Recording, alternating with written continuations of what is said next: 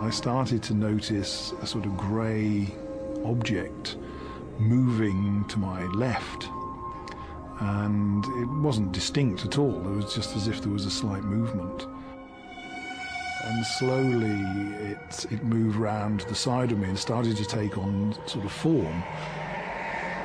It started to take on sort of arms and legs. It was quite a frightening experience. I noticed that I was hyperventilating.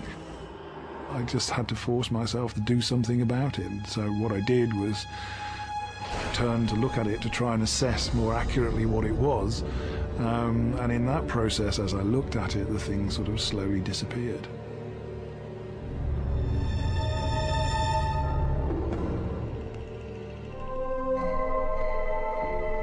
Vic's experience is typical of many reported ghost sightings.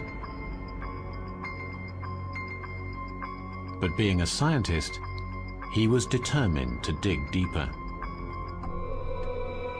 The next day, the same thing happened again, and this time, objects in the room were vibrating. My guess was that as we had no heavy equipment actually attached to the room, it was sound and it was airborne. So then I went off to find out where it might be coming from, and that was relatively easy. It turned out that a huge extractor fan had been fitted. The fan was producing infrasound, a low bass frequency inaudible to the human ear. Combining this information with NASA's research on the effects of infrasound on the human eye, Vic had a revelation. My hypothesis was that the low-frequency sound, first of all, caused you to hyperventilate, which brought on all these feelings of presence and that there was something wrong, and that it was also possible to cause visual disturbance. It was in your peripheral vision that would appear grey because peripheral vision is monochrome, and so you would see a grey object in your peripheral vision, which if you then turned to look at it, which is what I did, would disappear because of the high quality optics would be capable of filtering out that sort of information. Had Vic found the answer, not just to his ghost, but many other sightings as well? Infrasound is found in many natural phenomena like storms and wind. Animals can hear it, but humans can't. Its frequency is so low it can make our internal organs vibrate. Could it be a reason for seeing ghosts? Richard Wiseman was certainly curious to know more. In a controlled experiment, he played music to an audience. Some pieces were laced with infrasound. The audience responses ranged from anxiety and sorrow to fear and revulsion, all feelings that could be linked to the supernatural. But infrasound can't explain everything. Objects and people flying through thin air.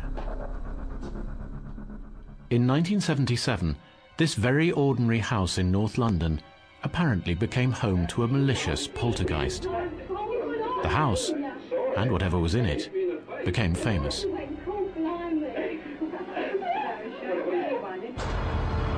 An investigator from the highly respected Centre for Psychical Research was called in. Marco Gross. So I went along, and when I got there, at this house, I realized there was something real going on. Living in the house were the Harper family, a divorced mother and her 4 children.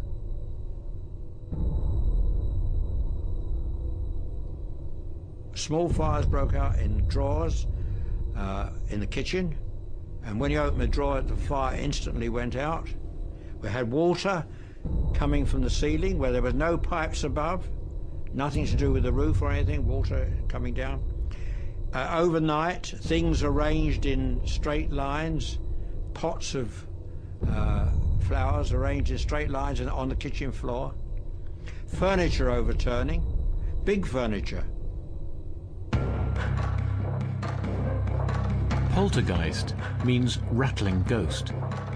It describes a spirit who wants to communicate with the living by making noises or moving things around. Was a poltergeist tormenting this family? At the center of the storm was Janet, the second daughter.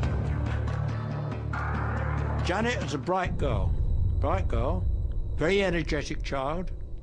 Unfortunately, during the time, sometimes she used to go into very violent trances, where she was so strong that at one time we had a social worker who was coming in to help us. She was an ex-policewoman. And at one time, Janet, little girl of 11 years old, she picked up this woman and threw her off the bed. After 2 years, the disturbances suddenly stopped. Apart from photographs and eyewitness accounts, there was little hard evidence. Marco Gross is convinced that the Enfield poltergeist was real.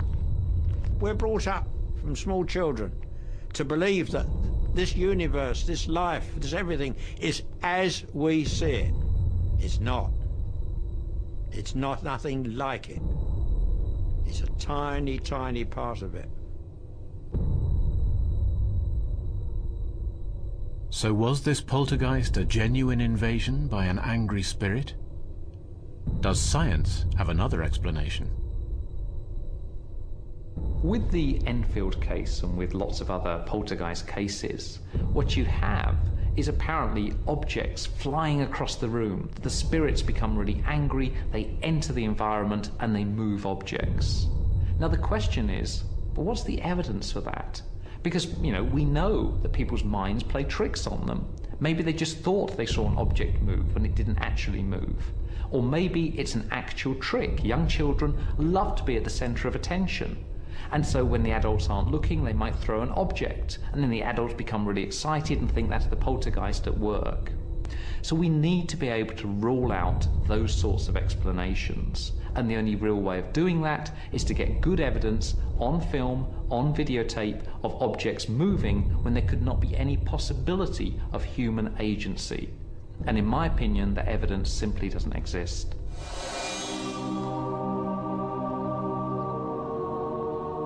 But there is a case where some of that vital evidence does exist. In 1967, the German town of Rosenheim was about to be shaken up by a very strange phenomena.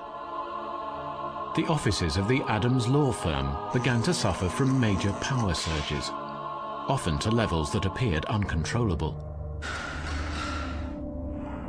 Light bulbs burst, pictures moved, machines were disturbed.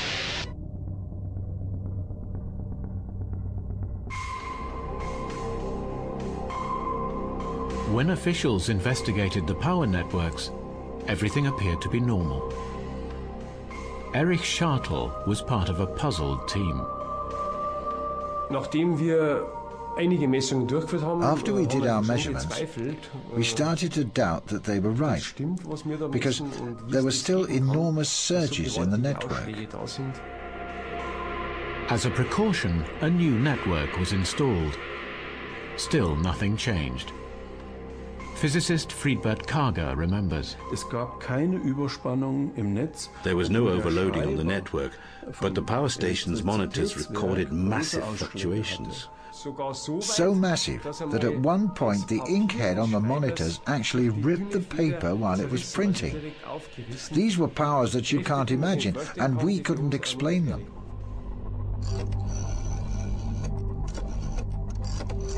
And then things got stranger. Telephone records showed hundreds of calls to the speaking clock, which no one admitted making. Was it a prank or something darker? Annemarie Schabel was a typist with the firm. At the time, like everyone else, she had no idea of what was going on.